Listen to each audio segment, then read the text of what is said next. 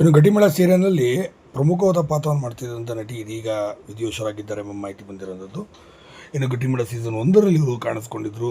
ಸಾಕಷ್ಟು ದೊಡ್ಡ ಮಟ್ಟಿಗೆ ಹೆಸರು ಕೂಡ ಮಾಡಿದಂಥ ಅತಿಥಿರು ಕಲಾವಿದರು ಅಂತಲೇ ಹೇಳ್ಬೋದು.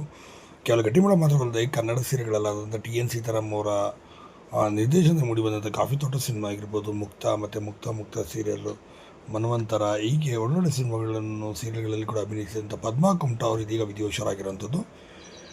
ಇನ್ನು ಗಟ್ಟಿಮಳ ಸೀರಿಯಲ್ನಲ್ಲಿ 5 ಹೆಣ್ಣು ಮಕ್ಕಳ ತಾಯಿಯ ಪಾತ್ರದಲ್ಲಿ ಸೀಸನ್ 1ರಲ್ಲಿ ಇವರು ಅಭಿನಯಿಸ್ತಾರೆ. ಸುಮಾರು 1,500ಕ್ಕೂ ಅಧಿಕ ಎಪಿಸೋಡ್ಗಳಲ್ಲಿ ಕೂಡ ಇವರು ಬರ್ತಾರೆ ಅಂತಲೇ ಹೇಳ್ಬೋದು. ತದರ ನಂತರ ದಿನಗಳಲ್ಲಿ ಅನಾರೋಗ್ಯಕ್ಕೀಡಾಗ್ತಾರೆ. ಸದ್ಯ ಇವರ ಪಾತ್ರ ಬದಲಾವಣೆಯನ್ನು ಕೂಡ ಮಾಡಲಾಗ್ತದೆ. ಇನ್ನು ಇವರನ್ನು ಆಸ್ಪತ್ರೆಯಲ್ಲಿ ಅಡ್ಮಿಟ್ ಕೂಡ ಮಾಡಿ ಹೆಚ್ಚಿನ ಚಿಕಿತ್ಸೆಯನ್ನು ಕೂಡ ಕೊಡಲಾಗ್ತದೆ. ಸತತ 1 ವರ್ಷಗಳ ಕಾಲ ಚಿಕಿತ್ಸೆಯನ್ನು ಪಡೆಯುತ್ತಾರೆ. ಸದ್ಯ ಮಧ್ಯರಾತ್ರಿ ಚಿಕಿತ್ಸೆ ಫಲಕಾರಿಯಾಗಿದೆ.